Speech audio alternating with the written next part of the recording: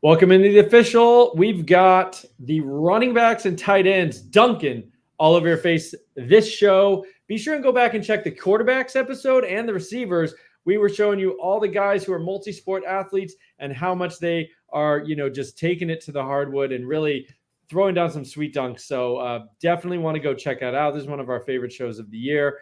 And we're going to go right into Osain Chroma, a 4-star running back, to kick it off, the running backs tight end show, David. But we like this guy as a potential future star, to be honest with you. Yeah, here he is catching a lob. Just a super unique player in general. Like, he's got crazy long arms, like kind of sinewy for a running back, but like, I don't know. He has really good contact balance on top of it. It's just a unique player, explosive.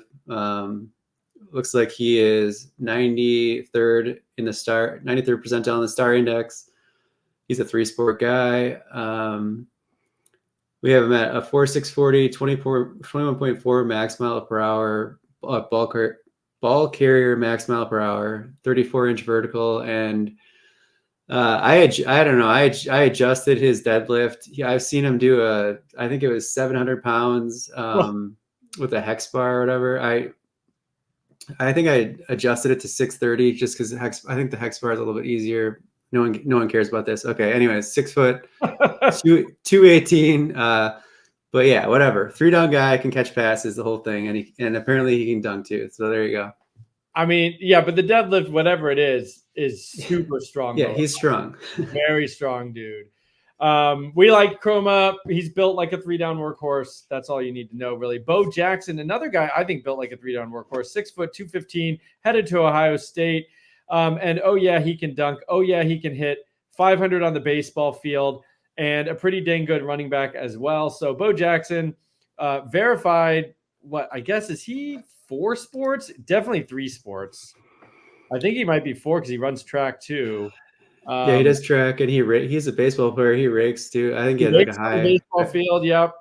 No relation to the Bo Jackson who used to rake on the baseball field, but 97 star index for Bo Jackson, 4.57 40, over 21 max miles per hour at 215 pounds, 330 bench, really good, 300 clean, strong guy. Like, I don't know, he's my RB1. I actually think I'm gonna go ahead and put him over Chroma personally. I just think he's a great looking prospect, and he looks good on the football field as well. All right, and I've got Michael Terry here next, an athlete. Dave and I were just talking before we were recording. Don't know what he really should even be playing in college, but running back or receiver. I like him better as a running back, so that's why I put him here. But we just got one dunk, David. What do you think about this guy? Yeah, that's nothing to write home about right here, but the point is he also plays basketball, also does track, so he's a 3-sport guy. He's 97th in our star index. He's a weird player. I don't really know. I don't have I've watched a few of his games this year. I posted some of his highlights. I still don't really know what to think of him. I don't know. I feel like it could end up being hard for him to be fantasy relevant at Texas just because they just have been recruiting at such a high level, and he's just such kind of a weird player in general. I don't know how he gets enough volume, but yeah, he might end up having to be a running back. But regardless, he's fast, especially for his size. He's already 217. Honestly, he's super broad-shouldered, wide-waisted. Like, he's got a big, large frame. He could probably get to 245 or 240, whatever, and play tight end. So apparently he benches like 400 pounds too. Like, he's super strong. So I don't know. He's a bit of a freak. I mean, he really is a freak, but as a football player, I don't know. Maybe Texas can figure it out. Just get the athletes and figure it out later. All right. My favorite tight end. He was always ranked pretty high, but I think he's risen in the industry rankings since we first started this. But he was always going to be my TE1, I think. Linkon Cure, 4-star guy out of Kansas and going to Kansas State right now. There's an alley-oop dunk from him. He's 6'4", 225, 91 star index, 3-sport athlete, all the things that you want to see. And we're going to have a fast break right here. Back and forth, back to the alley-oop. So 2 alley-oop dunks. You really love to see that. He runs a 4.56 40, 21 max miles per hour, 34-inch vert, 315 clean. So I think, and then, his tight end tape actually looks pretty good too. So I really like him as a player. He's athletic. We got confirmation here. And then another guy who's got neck and neck for probably the best tight end in this class is Elias Williams going to UGA. David, his dunk might not be that impressive because he's 6'7", 250. So he's massive anyway. He should be able to dunk no matter what. But let's take a look here. Far away. Oh, wow. I mean, that's pretty powerful. Yeah. That was like Jack-esque. I thought the backboard was going to come crashing down. Yeah. I mean, he can get off the ground pretty quick. He's got some spring to him, which is good to go on top. So he's got just a massive catch radius. Maybe he falls more into a jump ball type player, but 84 in the star index, 3-sport guy. We have a 4.7 340 on him and a 280 bench. So I kind of agree with you. I prefer Linkon Cure because he's more of just his movement and his agility in general. Like I think he'll be better as a yak player than Elias, it just seems like that's where things are going with kind of spacing things out and being deadly after the catch. But regardless, he's a beast and clearly, he could be.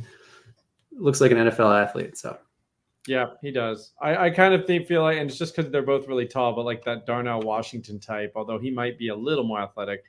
All right, then we have Matt Henderson, committed to Penn State, TE 17 in the industry rankings, 4-star guy, 6'5", 215, coming in on the baseline there and throwing it down. Not crazy impressive, but these are bigger players, so it's nice to see them get up. He's got a 35-inch vert, which is legitimately impressive, 300 squat max.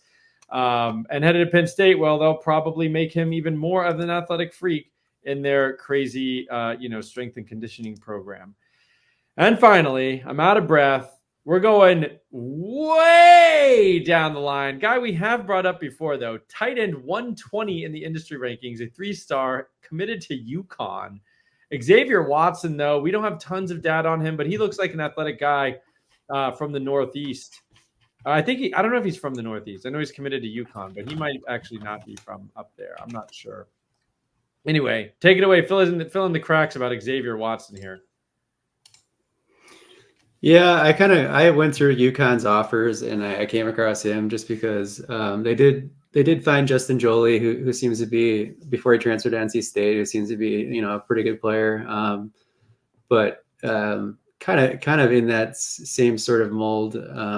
6'4", 210, 215, 220, whatever. He's somewhere in there, but looks like a good athlete. I believe he's a 3-sport guy, also does track, explosive, has just a really good looking body in general, like really low body fat. Like I think he'll become a beast in a college weight room. And so he's a guy that looks like he'll end up being a really good athlete and pretty high in the model once we get more information on him. So just a guy, it's just he's real deep, honestly. A name to know.